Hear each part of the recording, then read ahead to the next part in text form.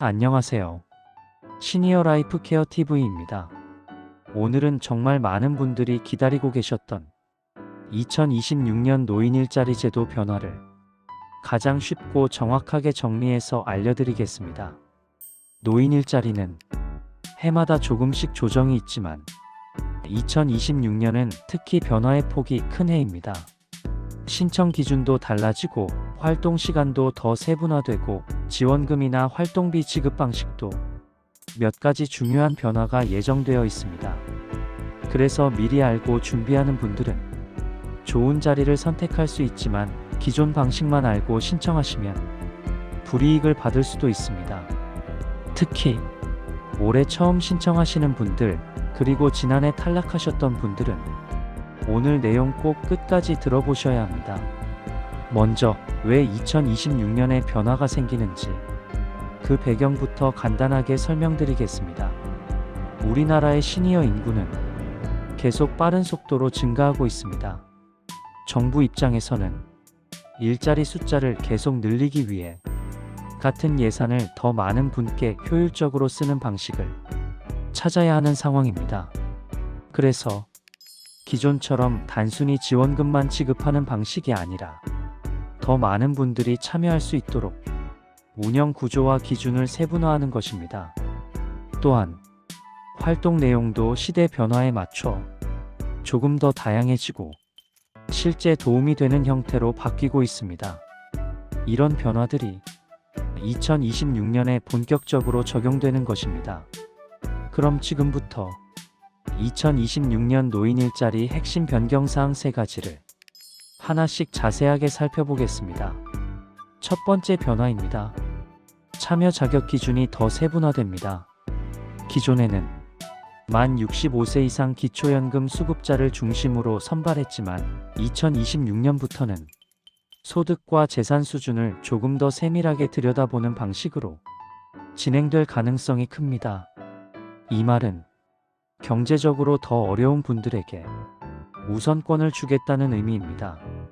선정 기준이 단순히 기초연금 여부에서 경제 취약도 중심으로 한 단계 더 나아가는 구조인 것입니다.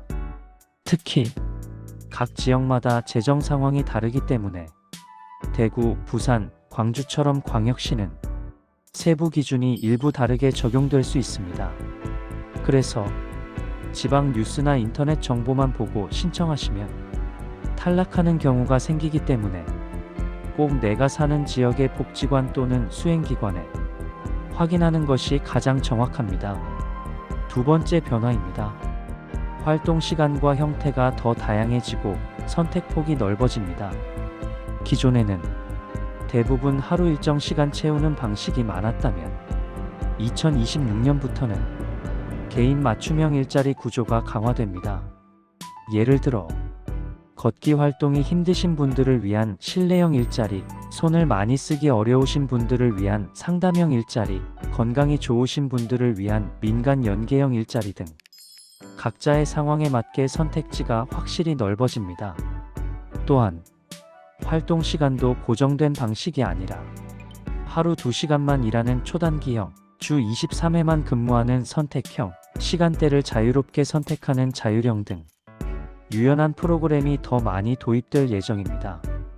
이 변화는 특히 건강이 조금 불편하신 분들, 장시간 근무가 어려운 분들에게 큰 도움이 될 것으로 보입니다. 세 번째 변화입니다. 활동비 지급 방식이 더 투명하고 안정적으로 바뀝니다. 최근 정부는 모든 보조금 지원금 사업의 지급 시스템을 일관되고 투명하게 개선하는 중입니다. 노인 일자리도 2026년부터 지급 방식이 조금 더 고정적이고 지연되는 일이 줄어드는 방향으로 바뀝니다. 예를 들면 근무 확인 절차가 간소화되거나 활동비 지급 날짜가 일정하게 고정되거나 일부 지역에서는 교통비나 식비를 카드 포인트로 지급하는 방식이 시험적으로 도입될 수도 있습니다. 지급 절차가 명확해지면 참여자 입장에서는 오늘 지급되나? 내일 되나? 걱정이 줄어드는 장점이 있습니다. 자, 그럼 가장 중요한 부분입니다. 2026년 노인 일자리 신청 이렇게 준비하셔야 합니다. 많은 분들이 그냥 서류 내면 되는 거 아닌가요? 라고 생각하시지만 준비 단계에서 미리 체크하면 합격 확률은 훨씬 올라갑니다. 첫 번째 체크 포인트입니다.